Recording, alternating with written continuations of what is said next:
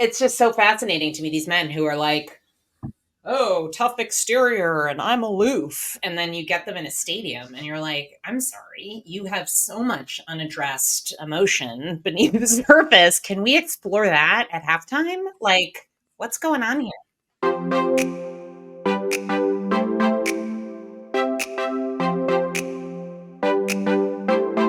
It is good to be back in the saddle, as always, with two of my favorite people on the planet, Chantal Below, Betsy Bloom. Ladies, it's good to see you. How you coming into this? Let's set the scene here. How you doing, Chantal? I'm good. I'm excited for this conversation. And Chantal, you emailed a great idea the other day, and it was on the heels of the Super Bowl lost by the Niners. This notion of sports fan loyalty and parenting, there's a lot to get into here, but like give us, before we dive in, kind of give us the lay of the land, the Cliff's Notes of this topic that's been on your mind. So I live in the Bay Area. I have a son in particular, an 11-year-old who is a rabid Niners fan. My husband also grew up in the Bay Area, finds the Niners, very beloved fan as well. I have two daughters who enjoy football, but are not quite as obsessed. The Super Bowl obviously did not end in the way that members of my family had hoped. The next morning, my 11-year-old son, still very morose, deep grief, and just turns to me and is like, Mom, I don't have to go to school today, do I? And I was disoriented. I am not a rabid sports fan. It is confusing to me that question would be raised of whether or not you go to school. And he proceeded to, spend some time sobbing and then pulled himself together in order to face the music. And it was like an anthropological study I'm like, wait, what is happening? And it feels like being a fan and loyal to a team is a real emotional roller coaster ride. And why do people put themselves through this? So I'm excited to explore more. Yeah, I love this. How long did it take for him to sort of recover and get back to? I Okay. mean, I would say within a couple of days. I think he came home from school that day in disbelief that other people were not rattled. Like You to could his, still just go to school and learn and yeah. still go to school. Like, luckily, there's another fourth grade teacher that he could really bond with who felt that deep loss and grief that he did. But it's almost this like, wait, other people are like walking through the day and able to focus on what the teacher is saying. So felt some disconnection. But ultimately, I think, a couple days later, he was somewhat back to normal. So I think there is a lot here, and we should probably point out that we're going to have Lisa McCaffrey back on next week to do the Super Bowl moratorium. And, I talked to her the other day, and it's real. Obviously, she's more connected to it in a different way than your son. My son would beg to differ. He thinks he's equally as connected as Lisa McCaffrey, but between friends, we know that's not true. I think it is so real. Another friend of mine who lives in Chicago, and like his son, they're Bears fans. Like they're not, but this kid, he's a Christian McCaffrey fan. He was cheering for the Niners. I don't even think the Niners are his team, but he really wanted the Niners to win the Super Bowl. And he sent me a video of him afterwards. And this kid, he was inconsolable. Like, it was like he was saying, like they're losers and now I feel like a loser. And I mean, it was just like he could not pull himself out of it. So it's funny because I got to thinking, why is it that your question is spot on, Chantal?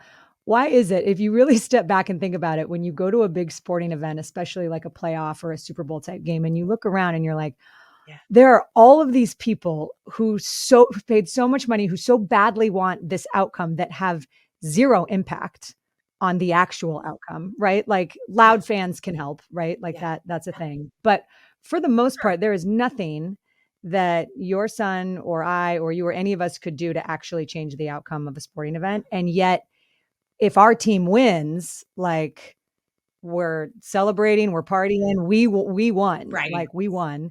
And when you lose, it is just, you feel like a loser. Like you just feel the devastation is as real for you. And Chantal, part of this conversation that is probably important to, and you alluded to it, but what was your relationship like with sports growing up? Did you play? Did you watch? Did you care about sports at all? So I grew up a big chunk of my childhood abroad in England.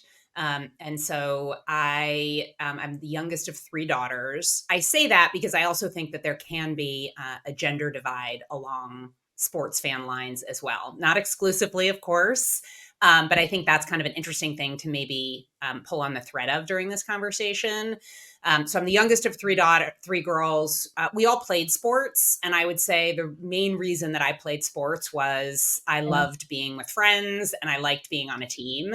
I was rarely part of a winning team. I was benched for virtually the entire basketball season when my coach then said to me, Chantal, you have the height, but so clearly was lacking in some key skill and talent. But I really enjoyed it. I liked being active. I liked being with friends. My dad, paid a premium to get a special cable subscription to be able to watch American football in England. Would stay up late because Yeah. obviously, kind of with the time difference, and he stayed up alone. No one else watched it. Um, and so sports was kind of in and around us, but we rarely went to live sporting events. But I'm now in a situation where I have three kids, all of whom are very sporty and want to be engaged athletically. My husband coaches a lot, and I have gosh, I think I have four nieces and nephews, maybe five, who have been or are collegiate athletes. So in my kind of world, it is very present of the power of sports, and I both get it and completely don't. Yeah, I think that's well said. And as someone who loves it and gets it, there are times that I'm like, what are we doing? Like what are we doing here? Here is my well, I'll give you my so I grew up playing sports. I love sports. I give my dad a lot of credit about when people ask me like, well, how did this is a question, by the way, that men in sports broadcasting never get, but I get asked this quite a lot as I'll do my female colleagues. How did you get into sports? Like when did you start liking sports? But I played, basketball and I ran track and volleyball and soccer and all the things growing up. And I loved what playing sports did, which is probably another, that's like a related but separate conversation about what playing sports can do for someone. But Chantal, what you said about, staying up and watching games, like that was the connective tissue with my dad and I. And I think about my rough years in like, late adolescence, high school when I was convinced that my parents were trying to ruin my life and didn't understand me and like wanted me to never have fun or have friends or which none of that was obviously true, but that was very much what I felt like was happening. And it was my, it was sports that Mm. kept my dad and I connected. We watched football together. It was the language that we spoke. And it's a neutral He was really, language, right? yes. It's a common Yeah, neutral exactly. language that's really powerful and bonding. Right, and I look up to him because he taught me he taught me the majority of what I know about sports. I mean, I would ask him the dumbest questions. I think about all those moments and times that we had, and it was, he went to Notre Dame, so going to Notre Dame football games when I was little, like that was really special. Um, so I think that what I love about sports, both as a fan and as, someone who played sports, is that it connects people. It's when you're playing a sport, there is the teammate bond that is so real. There is a great, and I actually have it written down on my desk right here. I went to the University of Washington to do a feature on their softball team a few years ago. Heather Tarr is the coach there. She's amazing. And she had like this giant sign when you walk into the locker room that says, never again in your life will you compete with this group of people for a common goal. Mm. And I think you can apply that to so many things, right? Like I think about it in my work that I do now. I think about it in relation to family and friends. Like you just at any moment in any season of your life, there's a group of people that you're working with towards a common goal that it will never be the same again. So I think sports connects people, which we talk about all the time about the power of story to connect people. And sports is exactly that as well. But I think it's funny. I did my my grad school thesis when I was at Boston University. I did it on the intersection of sports and religion. Mm. And I went out to Notre Oh, Dame wow. and I did a whole, I mean, man, if I could find that tape, we should probably burn it because I'm sure it's not nearly as good as I thought it was back in the day. But it was basically this notion of, and I interviewed some of the priests, I interviewed like a bunch of different people on campus, football players, fans, people in the dorms. Like, what is it, especially at Notre Dame, which is sort of the nexus of sports and religion? What is it? And I think that ultimately it comes down to, and I was trying to go back and find my old script, but like the main point was it's the ritualistic nature of a feeling like you're connected to something bigger than yourself, right? Like when you go to a Notre Dame football game or any football game, there are all of these people who are strangers who you all believe and love the same thing, which is very similar to, when people go to church, probably on some level.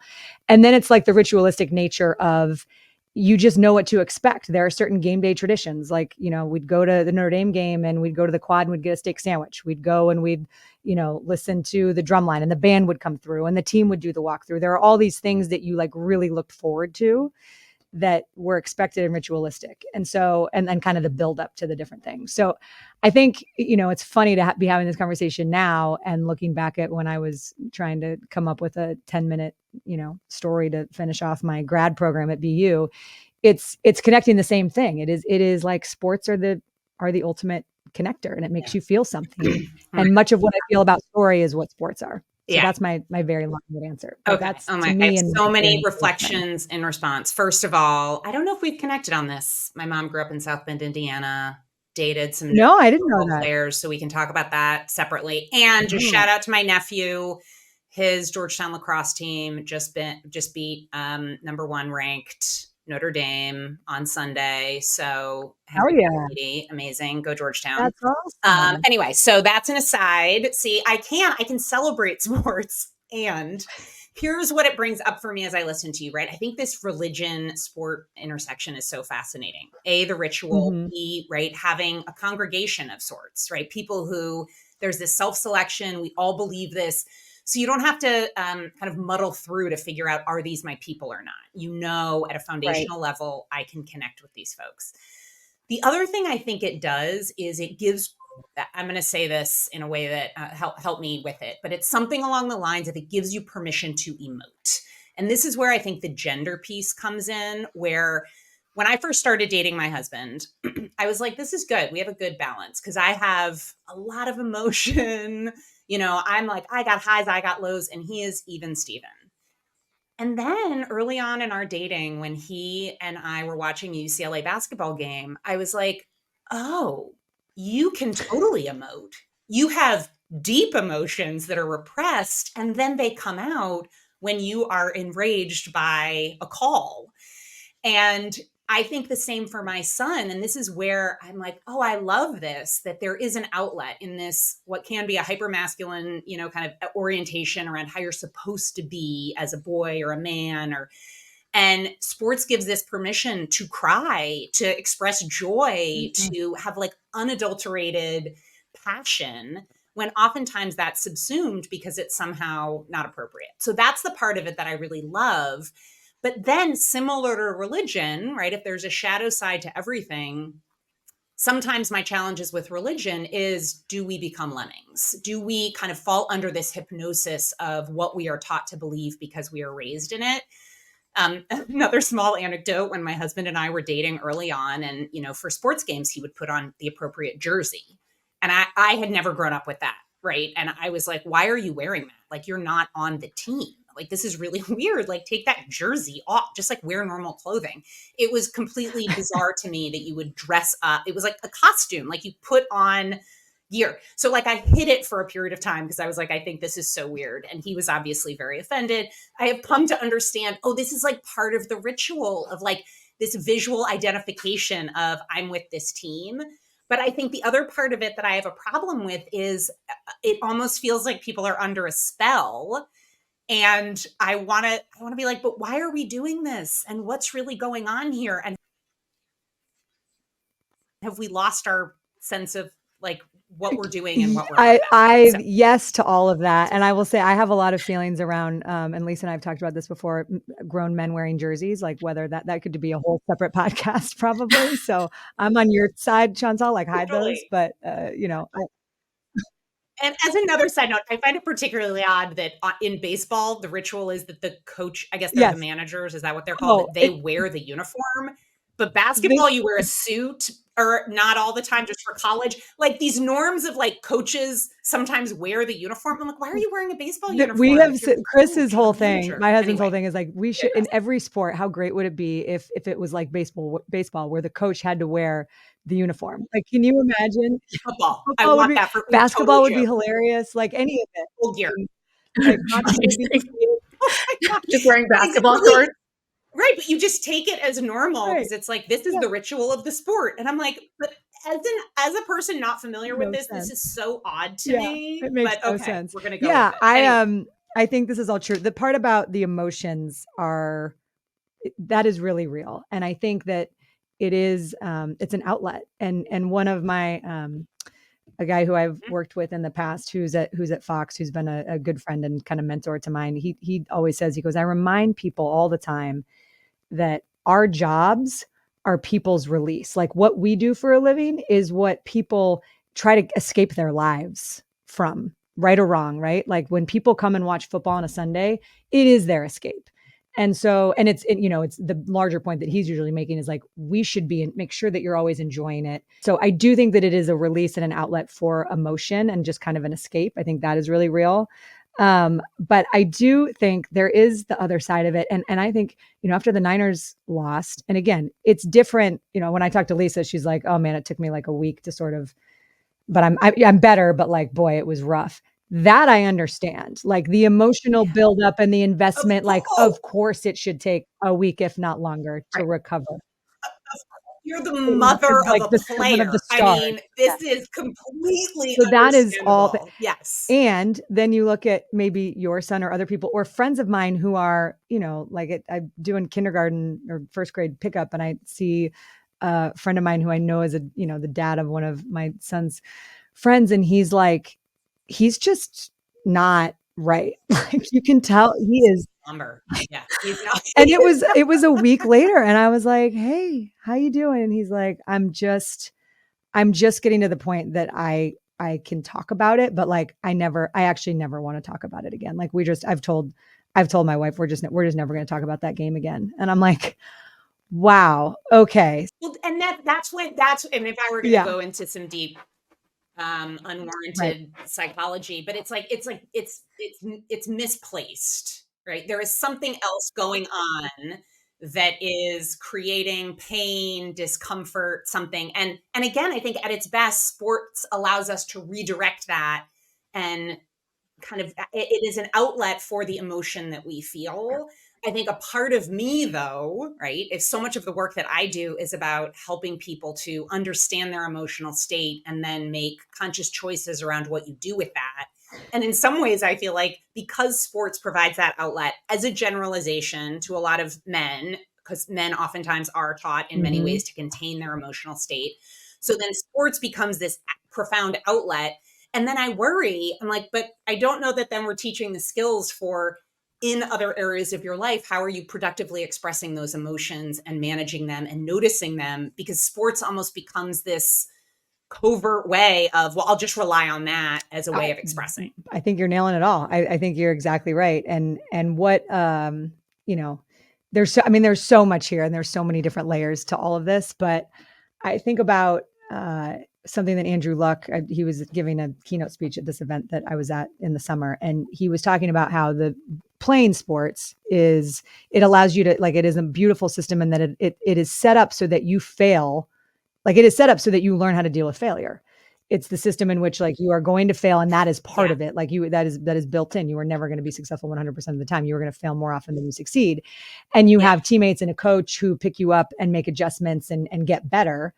And Andrew's point was, he said, they say that like sports set you up for real life, but we have not built the system outside of sports in many ways, unless you go seek it, to help people through this stuff. And you need it your whole life. So from your perspective, Chantal, like as a coach, when you think about sports in that way, in the role of what you do for work, like does that bring up something for you or make sense in a different way? I think you're right. I don't think the systems exist in many ways for, kind of outside and just in general, kind of failure. And do you have the support systems around you as a society? I don't think we do a great job of that.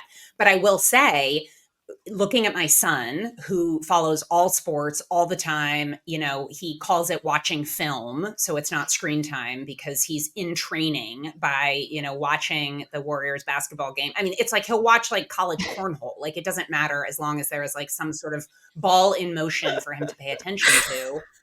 And I'm like, oh, there is something though he is building this skill of knowing there will always be Yeah. another chance. There will always be another chance. So get it. You get to the peak and you're at you're a Niners player, you're at the Super Bowl. Like, will there be another chance in these immediate players, kind of career? Maybe not. But there is another game, there's another opportunity. And so I think it does at its best, it can almost wire your brain to remember it is short term, there is another opportunity, and to kind of the stakes maybe feel slightly less high.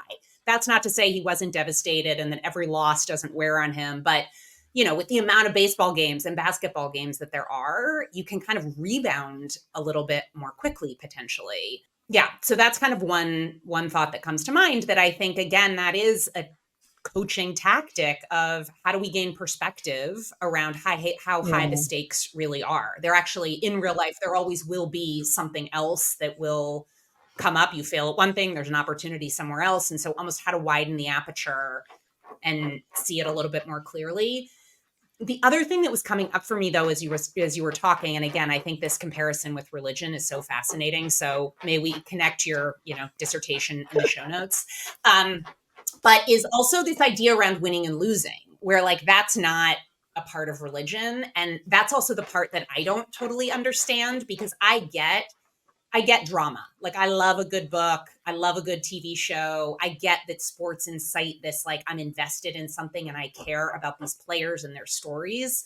Where I start to not be as engaged is like the stress of winning and losing. I'm like, someone's going to be really bummed and someone's going to be really psyched. And I guess for me, help me understand, Ashley, why Yeah. is that appealing? Versus just like a good drama where it's like there's nuance of sort of who's quote unquote Yeah, I winning mean, and part losing. of it is the ultimate, and it's one of my favorite, speeches or quotes, but it's like the man in the arena. Theodore Roosevelt's speech in Paris in like 1910, and it starts with, "It's not the critic who counts," but the line that I really love, it's the credit belongs to the man who is actually in the arena, who at the best knows in the end the triumph of high achievement, and who at the worst, if he fails, at least he fails while daring greatly, so that his place shall never be with those cold and timid souls who knew neither victory nor defeat. Like it should be Mm-hmm. on everyone's wall, because and that is what I feel deeply is I'm like, okay, if you're going to fail, like fail spectacularly, like go for it. The worst is like standing on the sideline in life, in sports, however you want to put it, like putting yourself out there and risking things and risking great. So why do people, it's like the win and the loss, because the feeling of winning is so good that you're willing to go through all of the losses that come, to have that feeling. And it is, I mean, being a fan is different than actually playing. And that's what this whole, Theodore Roosevelt quote is sort of about in my mind. Yeah. It actually makes the case for like fandom is ridiculous because you literally are just standing Well, on the here's sideline. yeah, exactly. And at its best, it can translate into, oh, see how hard Yeah. they're working, see how much they're Yep. laying it on the line, see.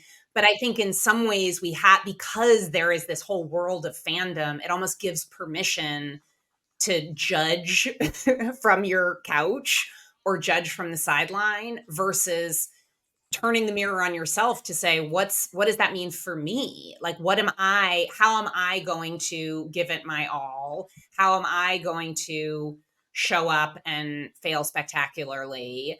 I think that's the other part of it that I struggle with, that it almost creates this, excuse is too harsh of a word, right? I know that fans are just having a good time, but it can sort of be like, oh no, that's their job, not mine, to Chantal, you're really hitting on give it something that my I think all. is at the core that I'm glad you brought up, because this is one of the biggest issues, especially with social media now.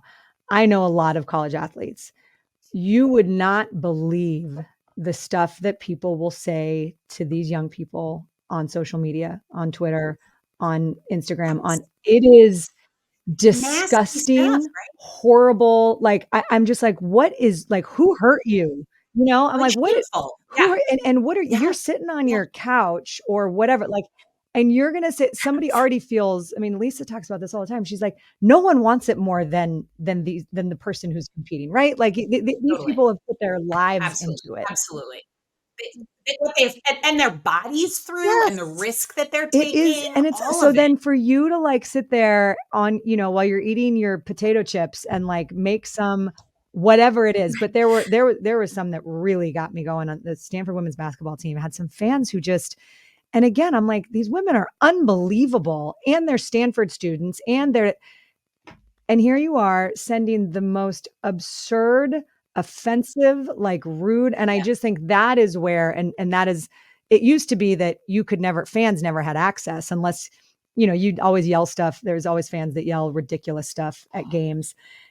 And that was as close as you could get to the athletes. Now with social media, like everybody has access to, they think they do, just directly to these people. And it's exhausting and it's awful. And it's easy to say, don't read it, but it's really hard to not to be able to completely push Of it away. course. So that is one thing that I just feel awful for current athletes, but professional, high schoolers, college kids, like all ages. Like it doesn't, you can probably get more used to it. And as you're a pro and you're making millions of dollars, it comes with the territory, that criticism. But I'm like, man, that is the ultimate Theodore Roosevelt quote of just like, what are you doing? Like you are sitting on the sidelines. Well, and it's also the ultimate of sort of like what happens. And again, I think this is where I like to be part of a group, and I like to sometimes be like, nah, I'm Yeah. different from the group. And so I think it plays a little bit into my orientation of I don't know that I love to be like all in with like a particular group identity.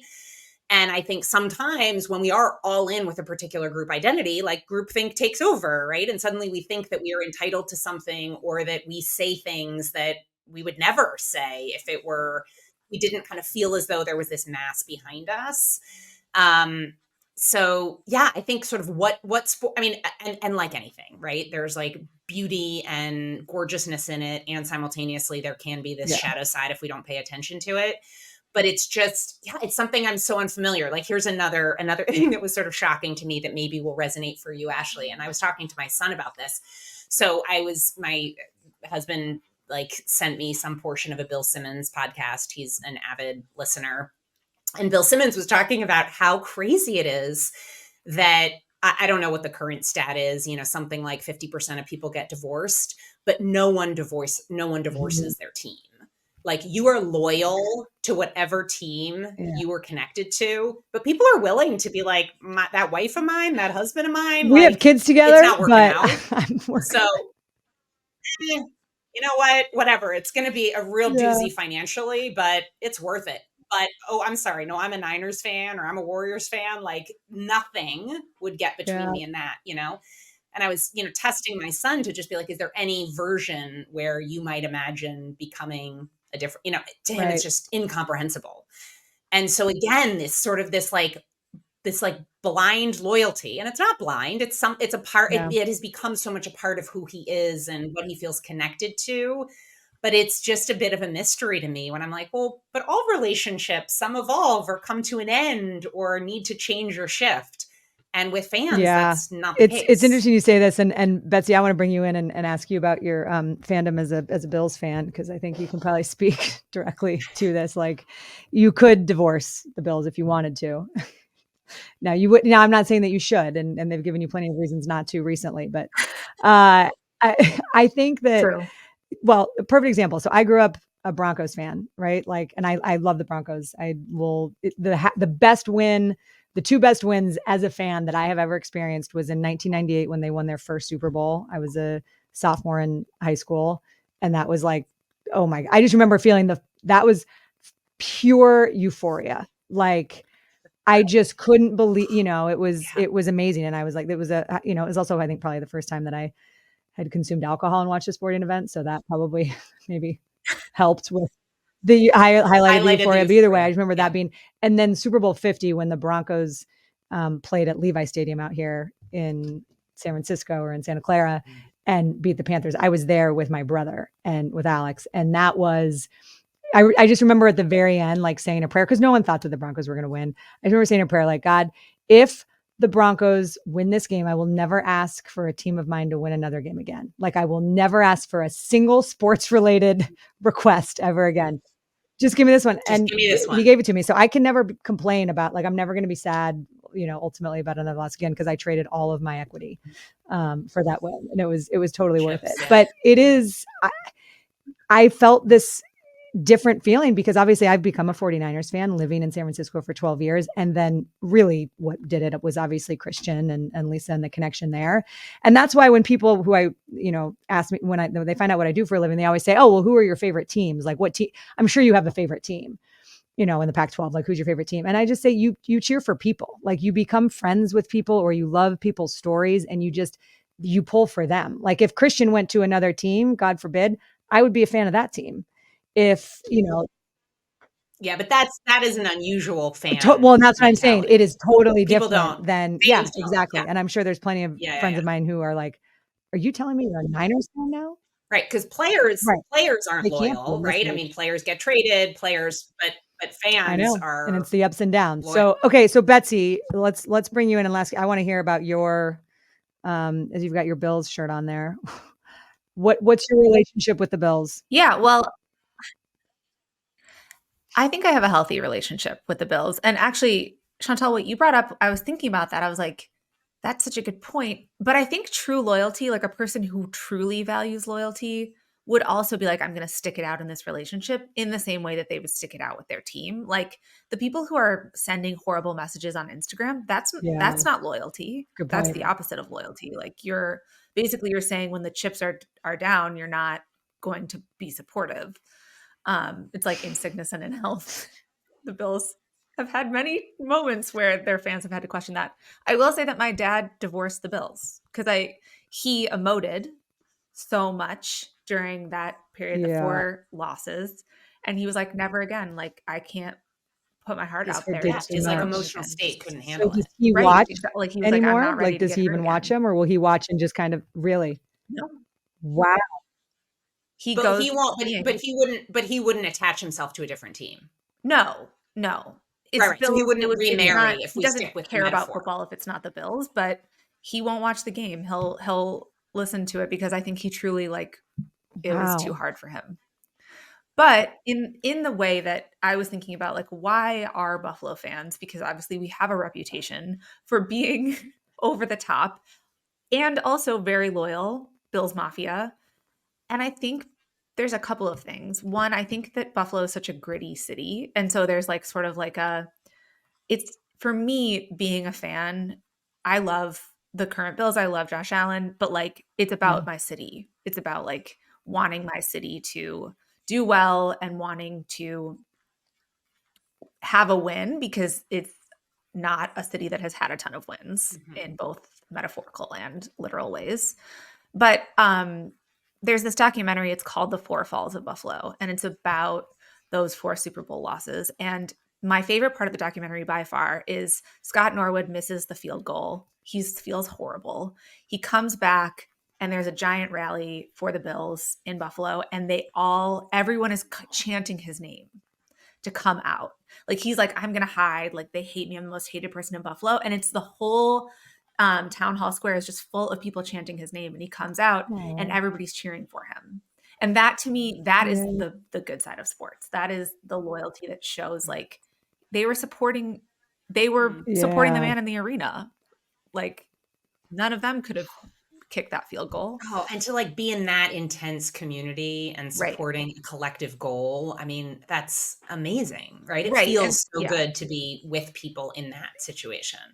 Exactly. And like, this year, it's like the same thing every year. Like Bills fans get their hearts broken and then they pick their heart up that was like splattered off the floor and put it back in their chest and like smash a table. And so I think that resilience is amazing.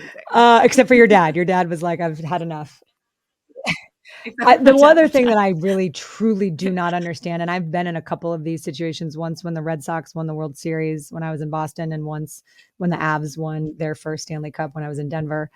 Um, I do not understand a city that wins a championship and burns the city or like riots and flips cars and destroys stuff. Right. And I'm like, what are we doing here? Like maybe if you lost and you're trying to get out your rage, that is one thing that I truly, that would be a whole nother, we'd have to get like a serious, you know, many psychologists in here to figure out exactly what the hell that is about, because it makes no sense to me. Yeah, oh man, there's just so much more that we could go into this on. And I know that we can and should move on, but I will say, I think the thing that you realize, and I think, I can't remember which one of you made the point, but oh yeah, Chantal, about how many times when you suffer losses, and most of the times when you talk to athletes, like they remember the losses way more than they remember the big wins. That is such a more of a core emotion that stays with them than the wins and the euphoria. Um, but I think that when I look back on like the most heartbroken, I was talking to Chris about this before we recorded. I'm like, what's the most heartbroken you've been after a loss? And he said, he goes, oh, the time that I cried the most was after my last lacrosse game in college. Like it was, and he goes, and we won, but it was the saddest I ever felt, because like I sort of knew it was over. Yeah. It was the last time And you that goes back to just the beauty of sports. And I think for, you know, women and girls in particular, I am super passionate about this. And we did an episode with Bonnie Bernstein that, you know, you should go back and listen to it, because she's got a whole thing about it. But you know, she's doing an entire series on this exact thing. But there was an ESPNW study done recently that like 94% of female C-suite executives played sports in their youth. And I just think about who I became. And of course, sports is like center to my world, but I just think about the impact that it had on me and my confidence and how to navigate relationships and how to learn and how to, all of those things that sometimes can feel like cliched, it is fundamentally core to who I became. Oh my God. Yes. And and just to like double underline again, having kids who are playing pretty intense sports, I did not, I feel like I learned the lessons vaguely. But seeing, when I have a 14-year-old daughter, and the idea that, at playing volleyball, being tall and being strong is good.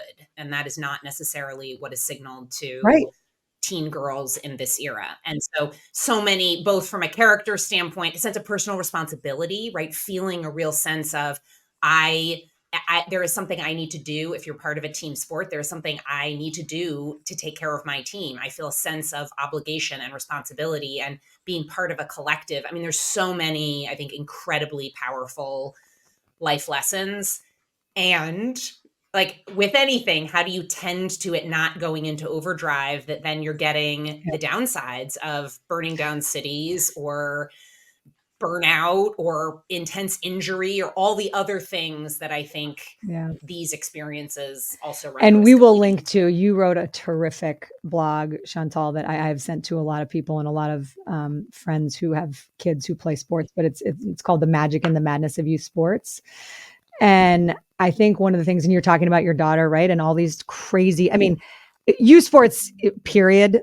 And this could be, again, a whole nother conversation of like what it's become and how it's so different than when we were growing up and when we were playing. Like the level of, it is so intense.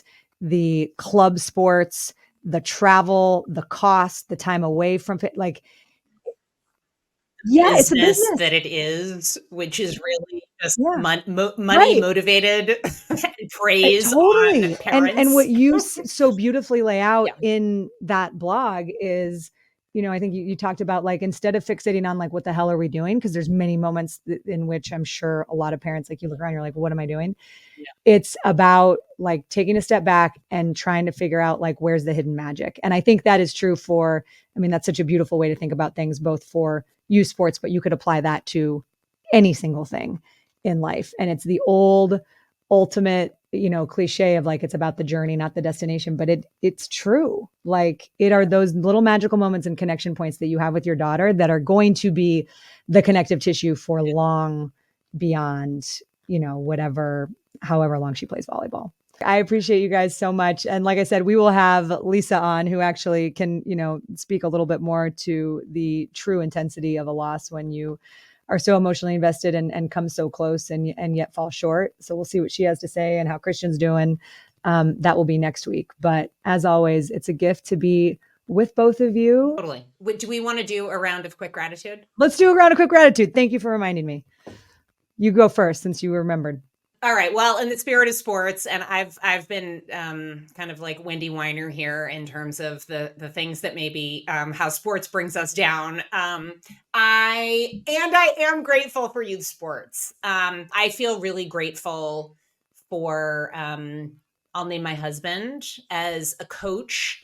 So he's coached all of my kids, softball, basketball, baseball. I really love the intentionality that he brings in actually focusing on how do you develop these little humans? How do you help them to support each other, right? The requirement of whenever someone strikes out, softball or baseball, he requires that everyone is in the dugout high-fiving and cheering them, to kind of like, how do you instill this sense of it is hard. It is hard to be up there trying to hit a ball. It is hard taking a shot. And how do you like celebrate versus making people somehow feel bad? So to all the coaches out there who are intentionally trying to develop the hearts and minds of small and big humans, I commend you, because there are incredible life lessons to be taught. Competition matters, and it is the whole person. So that's what I'm grateful for. Beautifully said. Betsy, how about you? I think I'm just going to continue with my diehard Buffalo theme and just shout out the city of good neighbors and to tell them to keep trucking. And also, like, we are at our best when we're cheering on Scott Norwood after missing the field goal. So I hope we always stay positive and we keep believing despite the odds. That, I mean, you should be on like that. That should be, I don't know who the marketing person at the Bills is, but I'm going to send them that clip, and that you're going to be like their new marketing. That's going to be the video. It should be. Yeah. I mean, I'm really just trying to get hired by the Bills. That's my whole. The ulterior motive is revealed. I won't include that part. I'll be linking my resume in the show notes. Oh man. I mean, there's so much that is like coming into my brain when I think about a sports related gratitude thing. Like it's been my whole life. I mean, it's sports have been, central to who I have become. And then I think about the biggest thing is the people that it's introduced me to. And I think about some of the coaches in particular. You talk about coaching, Chantal, and I'm going to give a shout out to Tara Vanderveer, the Stanford women's basketball coach. She is someone who I just look around and I think, yeah, who went to your same high school, by the way, Betsy, Buffalo Seminary, shout out. Yeah, there you go.